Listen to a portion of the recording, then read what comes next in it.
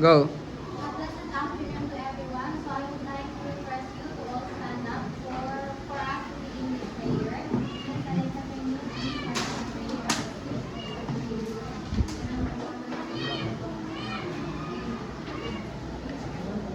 So good afternoon, everyone. Good afternoon, teachers. So before you take a seat, be sure that your surroundings are clean and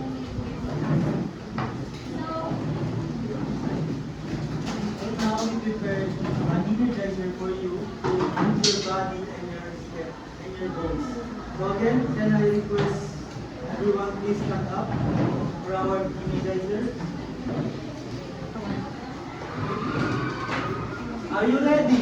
yes, teachers. So all you need to do is to follow the steps of the skeleton that you can see here, and also you can see. Mr. Person, can you go here in front? Faster.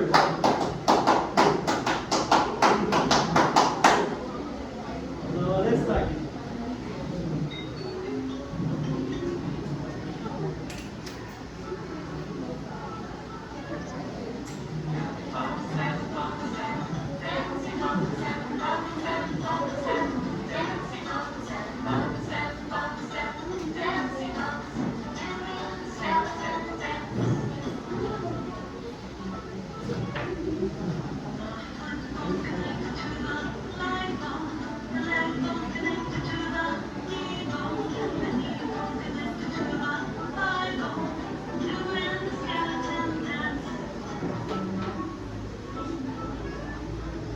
Everyone.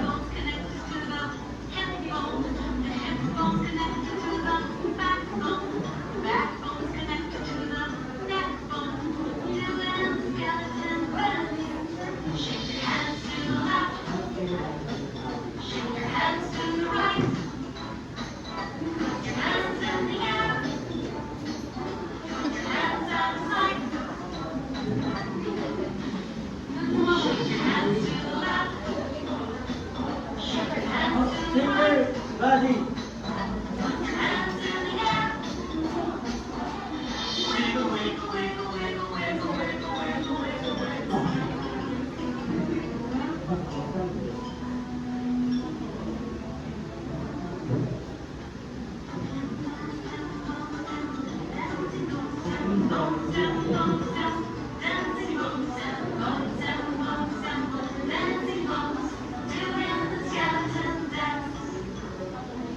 That's all. Did you enjoy our Yes, lecture? teacher. May take your seat. Thank you, teacher. Before we start to our discussion for today's topic, we prepared an activity for us to know your knowledge or ideas about our topic for today. But before that, let me group you into two groups. From Iya to Zaribel, the group 1. And this is my group mates. Imbalance man, so Mr. Person, you can come here. And Miss Iya.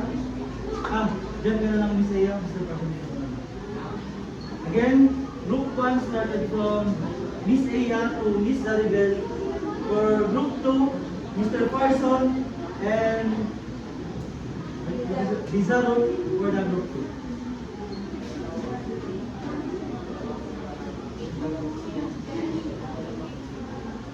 So choose one representative in your group. Right here. 1, 2, 3, 4. For group 1, who's your representative? One representative. Next up, person. So for Mr. Person, just look in front. To the front, and Miss Alexa, come here. So all you need to do, the instruction is, there are 3 choices here for the frog to jump, which is the A, B, and C. So this activity is called skeletal froggy jump, wherein you just need to jump the frog to the right answer. So let's start.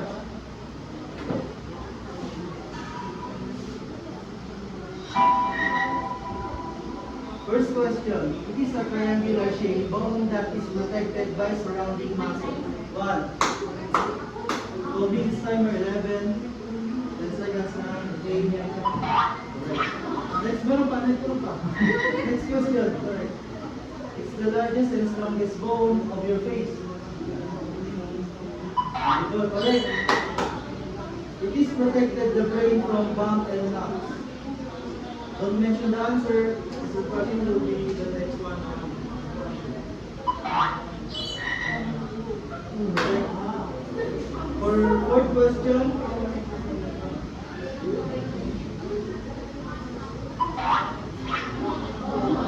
Last one. There's one wrong for group 1. Dalawa na.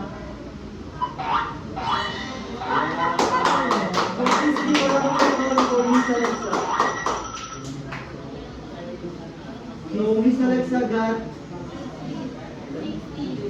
60. 3 correct. Mr. Person, please come here. So Mr. Person is from group 2.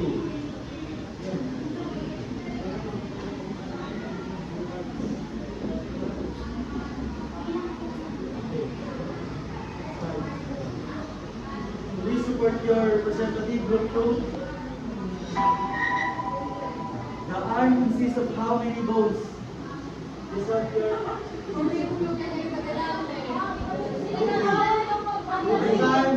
10 seconds. Next question. It's a triangular shaped bone that protected by surrounding muscles. 10 seconds. 9, 8, 7, 6, 5, 4. Mr. Person got wrong answer. 1. Rib cage. Correct. For fourth question. It's the largest and the strongest bone of your foot.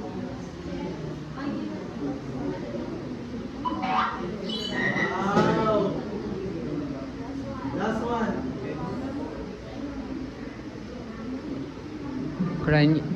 Yeah.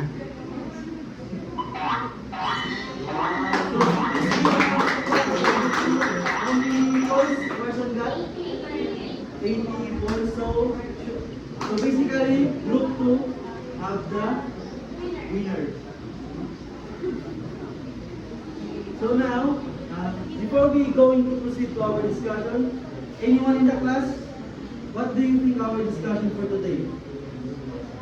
Mr. Person? Louder voice.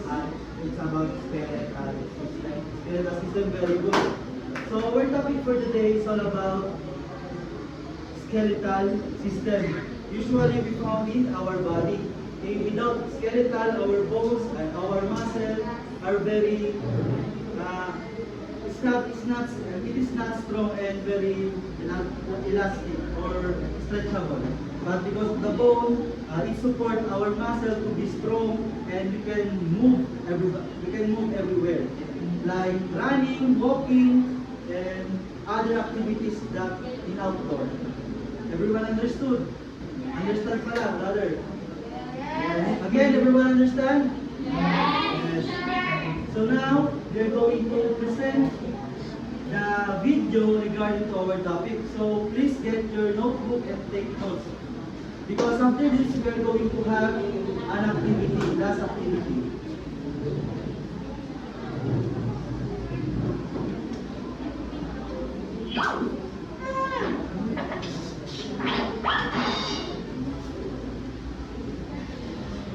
Happy Halloween, my friends. I know it's not Halloween today. But can you guess what I'm going to talk about? Yes, that's right. Bones. Zoom in. Hey, don't be scared. That's not a ghost. That's just how your skeletal system looks like. Come, let's talk a little more about the bones in your body. Let's start with the head. Cranium. This is the cranium. It protects the brain from bumps and knocks. Mandible. The lower part of the skull is called the mandible. It is the largest and the strongest bone of your face. Scapula. It is a triangular-shaped bone that is protected by surrounding muscles. Please, It is commonly called the shoulder blade. for you to know what is what are the bones The that rib cage protects your heart and lungs. It is actually very delicate and can be damaged by accidents, sports, or even a powerful sneeze.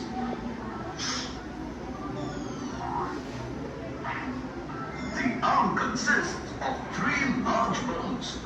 The humerus bone forms the upper arm. The radius and the ulna are the two bones which form the lower arm. You have one radius and one ulna in each arm. The radius and ulnar bones connect between the elbow joint and the wrist. Your palm consists of three groups of bones: carpals, metacarpals, and phalanges. Femur. The femur or thigh bone is the longest, heaviest, and strongest bone in the entire human body. All of the body's weight is supported by the femurs during many activities, such as running, jumping, walking, and standing. Patella. The patella is also known as the kneecap. It is a thick, circular, triangular bone which covers and protects the surface of the knee joint. Fibula. The fibula is the outer and thinner bone of the lower leg. Its main function is to provide attachment for muscles. However, it doesn't give much support and strength to the leg. Tibia. The tibia is a large bone located in the lower leg of the human body. It is also known as the shin bone, and it is the strongest weight-bearing bone. Just like your palm, your foot also consists of two groups of bones, tarsals and metatarsals. Trivia time! Did you know that half of your body's bones are in hands and feet? And an infant has 300 bones, whereas an adult has 206 bones. This is because some smaller bones fuse together to form bigger bones. Okay, kids, got to go now. This is me zooming out. Tune in next time for more fun facts. That's all for our video. So now we prepared some questions for us to ask you if you really listening to our video. So my goodness, Angela.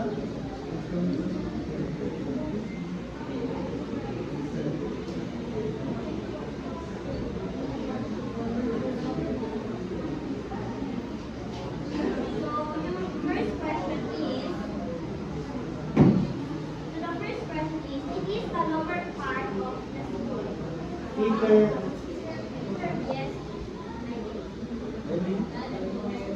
Okay, good.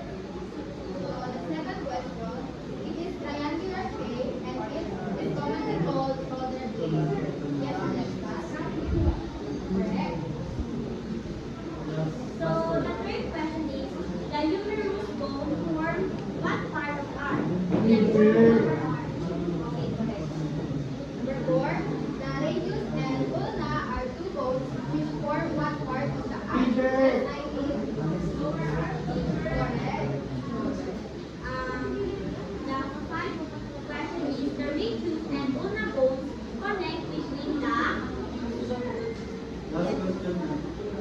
Elbow and joint. Elbow joint. Very good. Thank you, Miss Angela and Miss Anna. So now, we have we prepared another activity for us to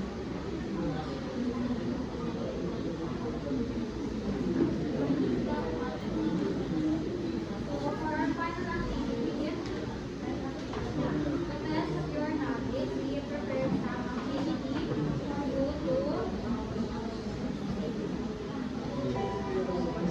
So the instruction is you have to match the question to the right answer. So the questions are this part, and then you have to connect it to the right answer.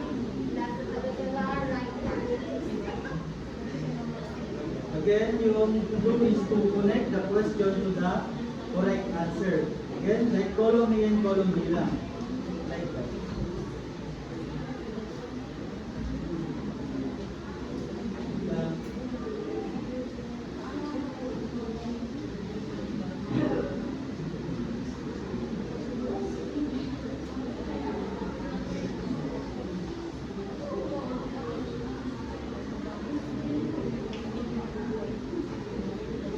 Again, please choose one representative from your group.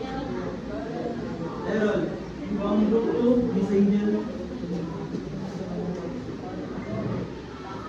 So, for kanina yung nauna is group 1, so ngayon group 2 mo yung nauna. Miss Angel, gawin ko. Mr. Errol, please come here.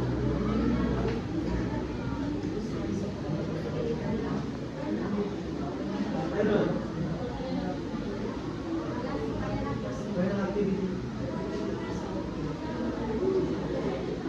Hello.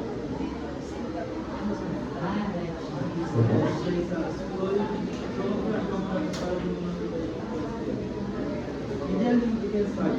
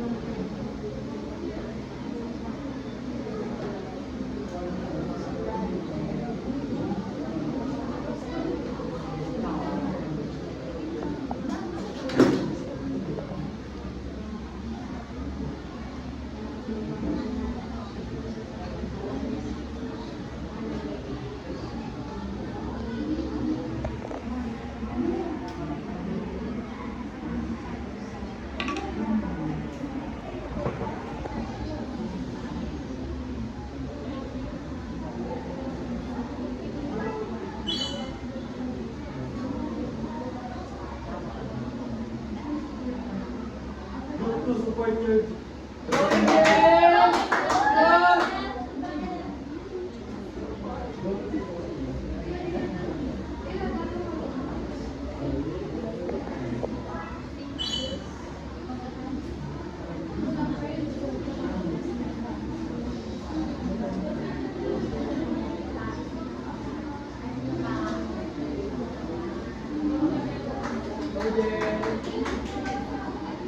So yung time dito is hanggang 2 minutes lang. Then pag abot ng 2 minutes, yun yung nakuha yung correct answer ulit. So group 2, got the correct na.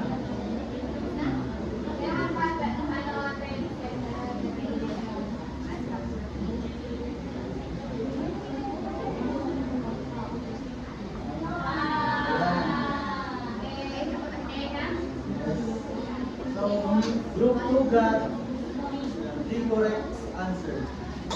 So for group 1, Mr. Reynolds,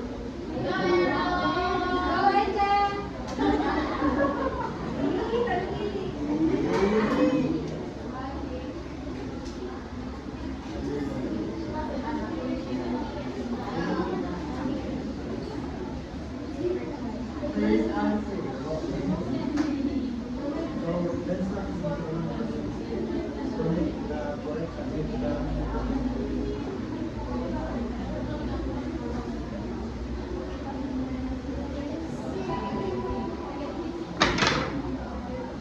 Let's arrange the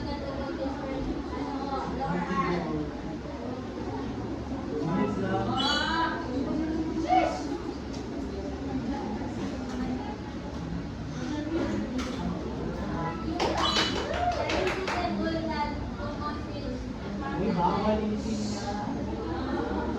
mag-support. Cheer down. Go ahead, guys. Go,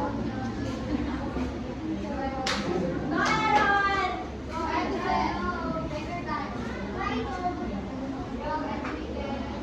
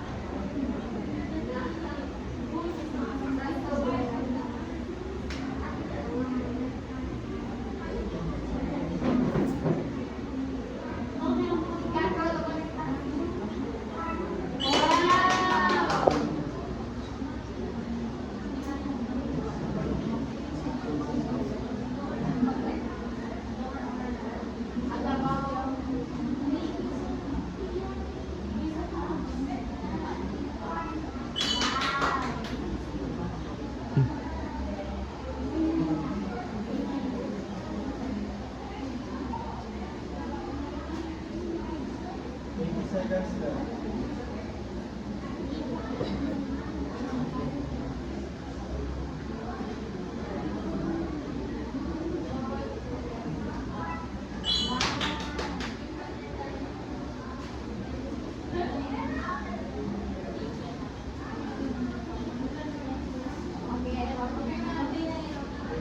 So, how many points for group one? So, for group one, that's 7 correct. So, for the winner, group one.